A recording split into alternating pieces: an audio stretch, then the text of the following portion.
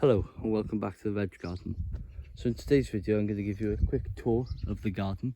So it's currently May the 27th.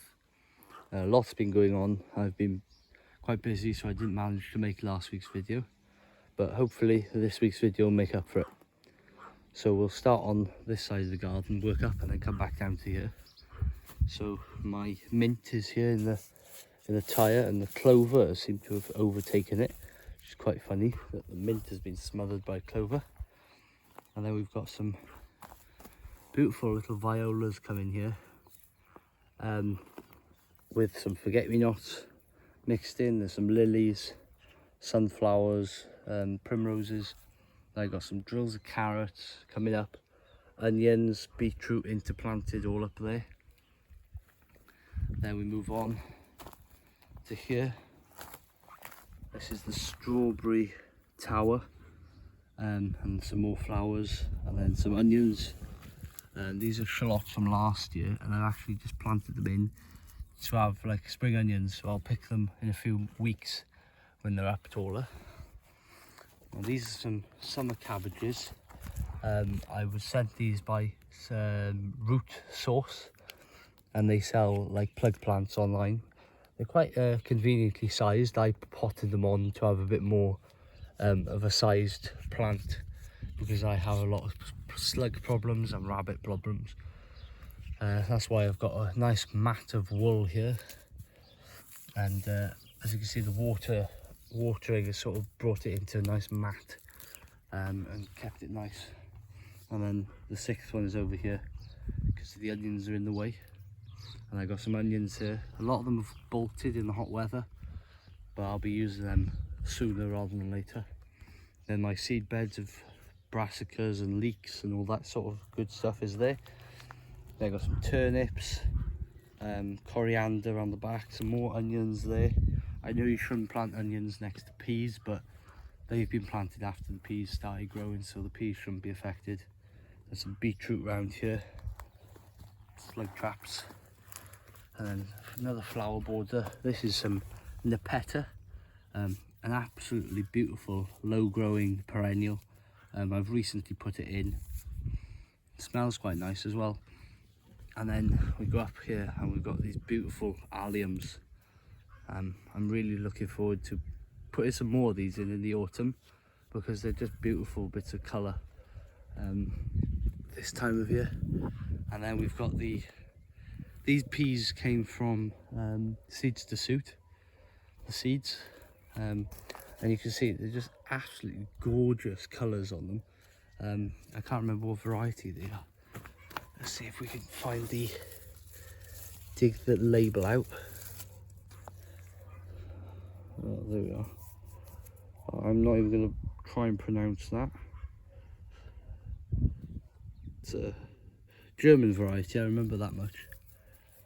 And then some white Lisbon spring onions there. Garlic, which is interplanted with the beetroot. So that'll give me a good amount of crop, because once the garlic finishes, the beetroot will come straight behind it. And by the looks of things, these are bulbing up to quite a sizable sort of harvest already. So they'll be nice and big in July. I've started pulling the scapes out. The odd one started scaping up. This one, I don't know what's going on here.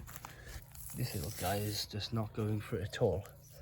But I don't know, might be alright for one, chucking it all in as one to some sort of meal. Be fine.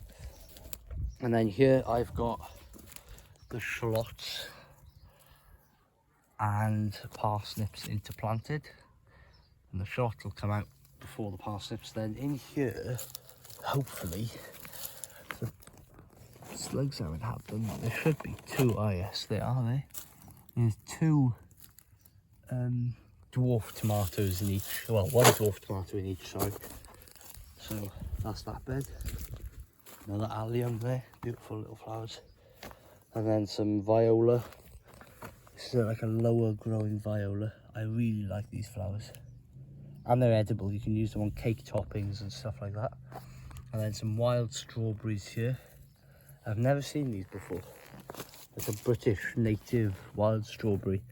I was given to them from some cuttings from somebody, and they're really funny. They do like a trail of strawberry. I don't know if you can see that. It's like all the way back here. There's like a runner almost, but it's like a constant runner. And then there's flowers all the way down it, so I can't wait to try these strawberries. And then there's some garlic chives, which this bunch haven't seemed to have done that well. Not sure why. A lot of them are been like uprooted by something, so I'm gonna have to sort that out. And then some more of those strawberries. And then on to the next bed, there's some proper strawberries. Herb tower. I'm gonna have to replace this with strawberries because they're getting quite big for their pots, but I'll just swap them over in the winter probably. Strawberries, self-sown lettuce, but I'm gonna leave that because it's the only lettuce I managed to grow this year. The slugs are getting them all. And some nice cucumbers. These are Market More in the wool, and then they got a little teepee structure. It's only about 2 feet tall, nothing special. Radishes and cauliflowers interplanted, and the feverfew is taking over quite a bit now. It's easily 20 inches tall, which is quite good. Nice strawberries, calendula coming up on its own, and then the slug traps, which actually catch a lot of slugs. So I'm going to be getting more of these, and I will be doing a video pretty soon about slugs. And over here you can see the damage on this kohlrabi is just mad. This whole patch here, up to about here, was kohlrabi, and I've only got, what, 4 left? The rest are just stumps like that. So I'm gonna have to put something here that slugs don't like, but you can see the pots are catching a lot of slugs. And then my Sanover peas, the heritage Welsh variety of pea. These are some peas. I just had beetroot. I had the seeds from a supermarket, and actually they're really good. They're called Mrtomatohead. I believe it's a German variety because Lidl is a German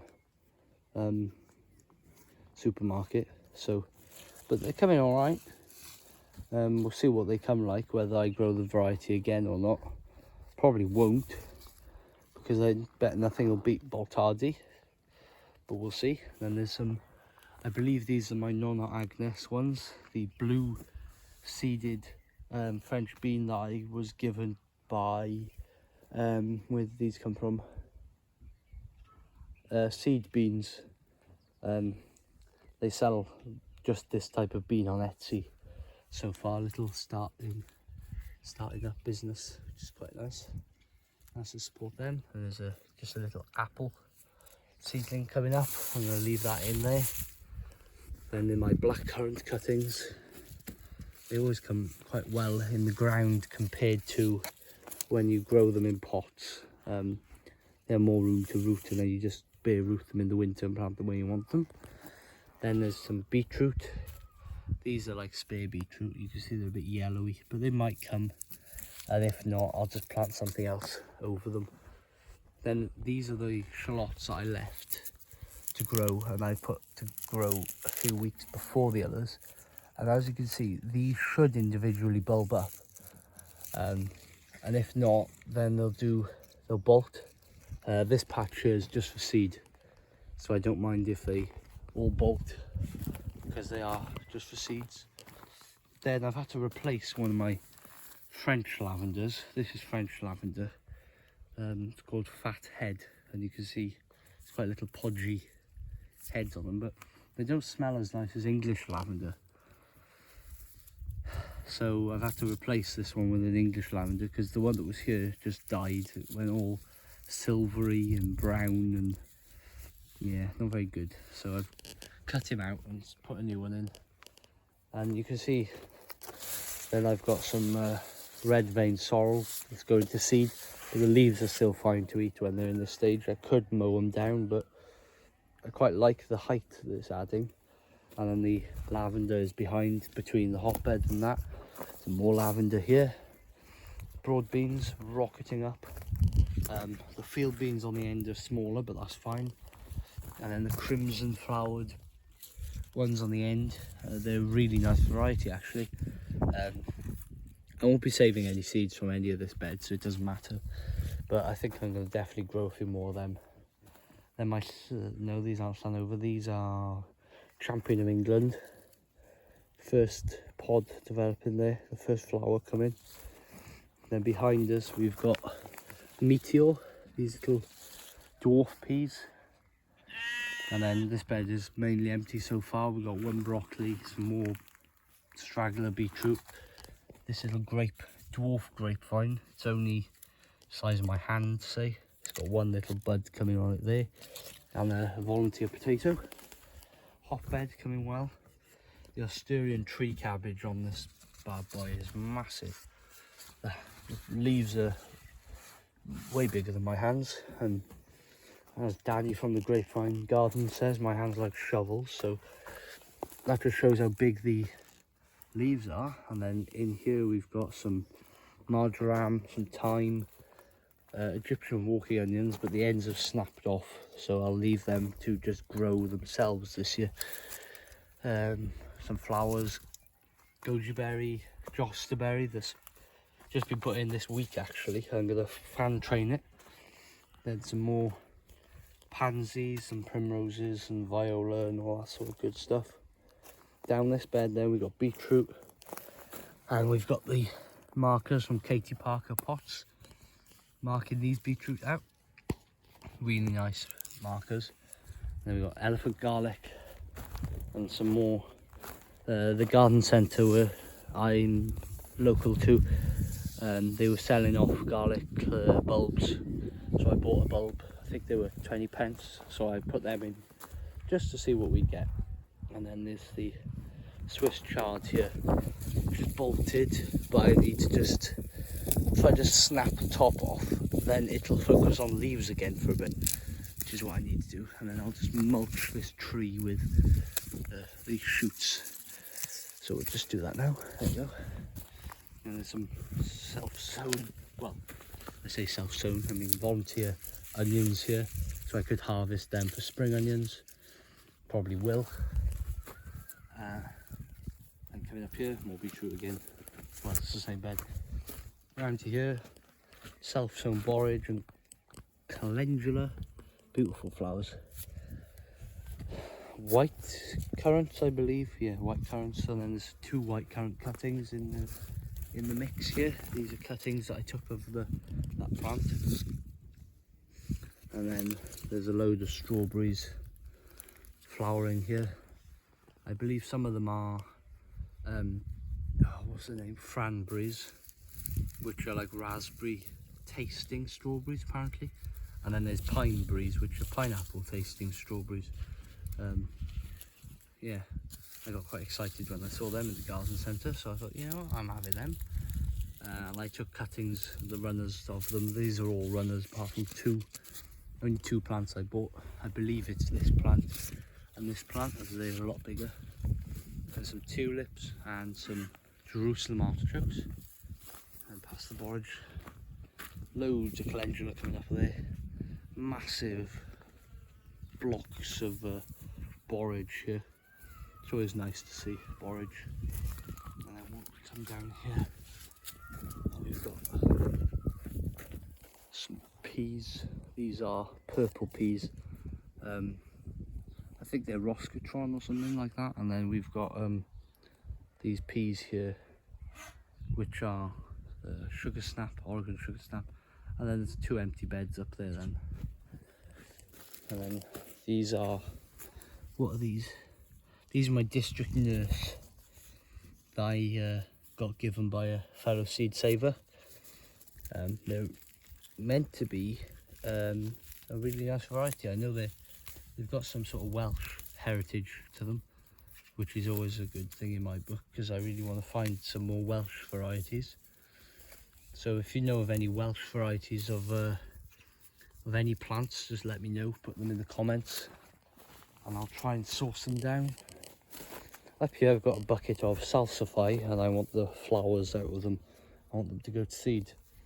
But salsify are quite funny in that the flowers shut by about 4 o'clock in the afternoon and then they reopen in the morning. They're open by the morning, fully open, but in the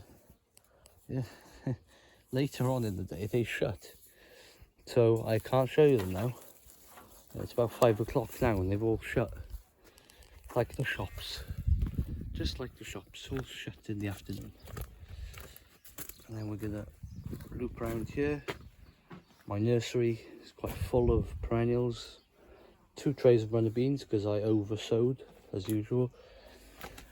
Haven't shown these guys off in a while. These are the comfrey plants from British Comfrey. They haven't been planted yet because I haven't actually got the bed to plant them in yet. I need to clear it and weed it and mulch it and then plant them. And then there's some other perennials I'll be joining them, like these willow. I'll be doing the terraces behind this polytunnel to crop any plants that are beneficial to the other plants. In other words, you know, anything I can make liquid feeds out of and stuff like that.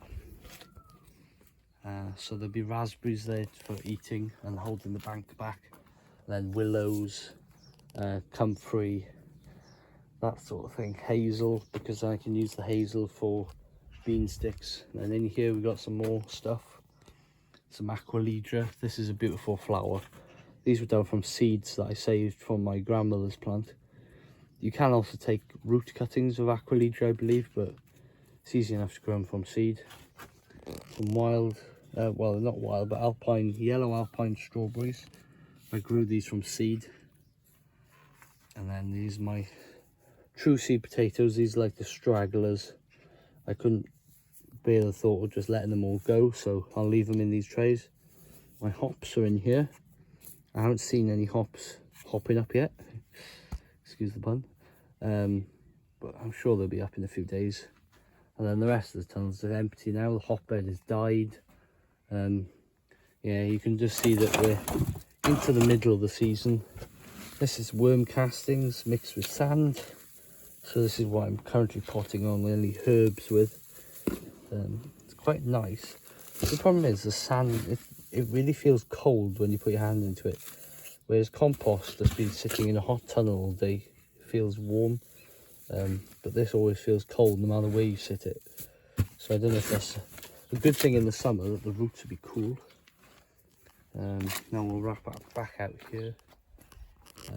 Empty border here. For now there's a lot of grasses, but there is some strawberries and some blackcurrants. So I want to do it this all blackcurrants and strawberries in the winter. Well, I might even do it soon now, weed it. And then I'll move those blackcurrant cuttings from that bed over here. Some Welsh onions that have come up on their own because I dropped a plant or something, or seeds. And then there's this border here, all herbs.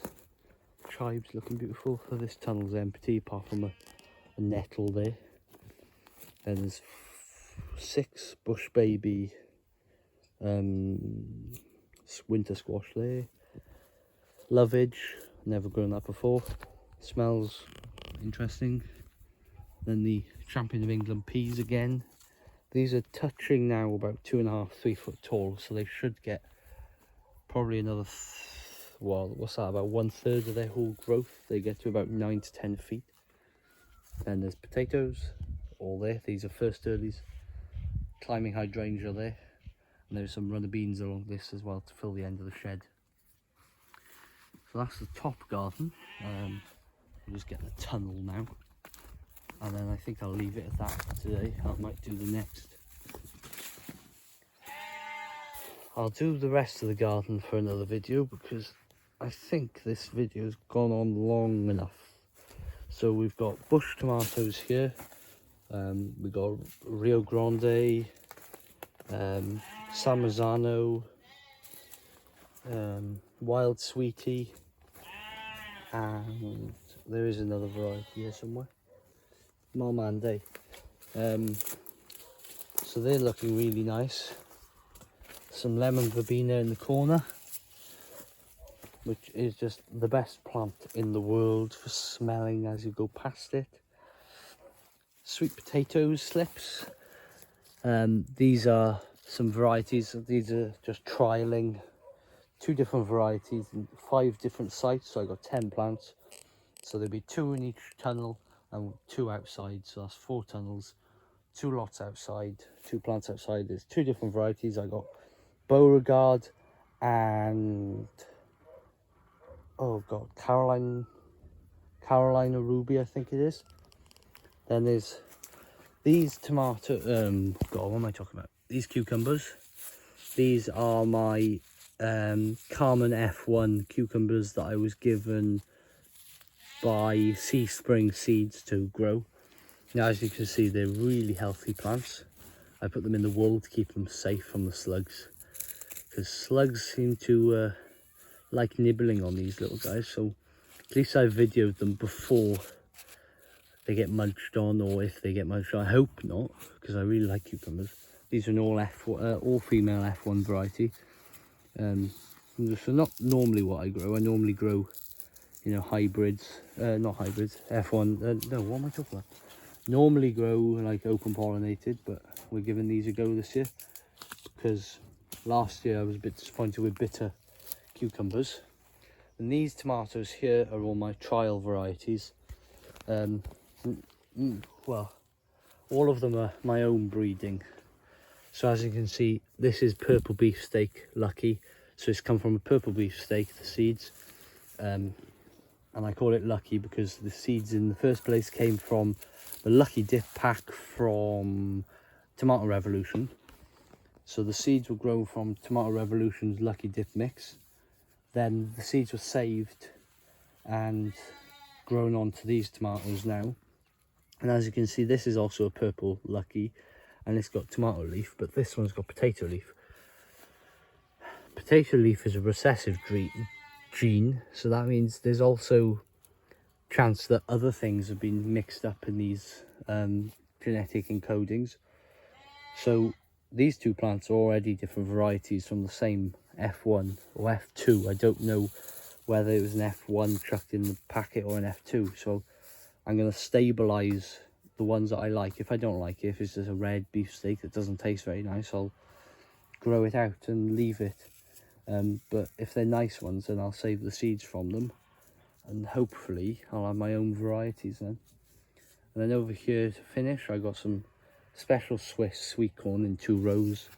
And then I've got all this stuff here, which are self-sown radishes from, I had radishes growing in that top corner last year. And as you can see, they're just growing beautiful radishes. This one's bolted, so that's no good. Trying to see if there's another one to pull, because they're not all pointy like this. Normally they're like a bell radish like that. That was just a mutation, that one. Oh, another one pointy, so clearly it wasn't just one. But they'll go in the house now, or to the goats, depending on who wants radishes. And then you can see there's lots of little seedlings coming up. These are clover. There's lots of tomato plants coming up on their own. I've got to weed these out because I want the beds for the corn. Yeah, so I'm just weeding out anything that comes between the corn now slowly, and harvesting a lot of the radishes and stuff. And then there's a kiwi plant in the top corner. It's one of those like small kiwis. The plants are quite big, but the kiwis themselves are quite small, so there is a little fruit there by the looks of it. The plant was outside with me doing quite well, and then it got hit back last summer in the heat, and the weeds overtook it. So I've moved it into here in the hopes that it'll be a bit more sheltered and protected, because it's got a drip irrigation line running past it, so it shouldn't go down on water. So that's one thing. And then there's some more. These are butternut squash. There's 2 there and 2 there. And then there's some cucamelons there. Probably my what do you call it? Cucamelons is possibly my like known crop because everybody talks to me about cucamelons. Especially after the video Hugh did with me. It seems like everybody knows me as the cucamelon guy. Quite funny. Yeah, they're a nice crop. First year ever I've had slug problems with them. As you can see, that one there is gone. But I've multi-sown them this year as well as an experiment, because I know I plant them close, but yeah, I thought I'd try multi-sowing them as well. So we'll see how that goes. Some fat hen here, or lamb's quarter as the Americans call it. So we'll just leave that in the path to rot down. Bit of bindweed as well, but otherwise this garden is coming along nicely. Minus slug damage, rabbits taking some cauliflowers and other minor inconveniences with pests. I believe we're getting there. Can't forget to mention the yard-long beans that are going to climb up here. It's going to be absolutely beautiful in a few months, hopefully. So I better leave you go now. That's 26 minutes of your time I've wasted. Bye for now.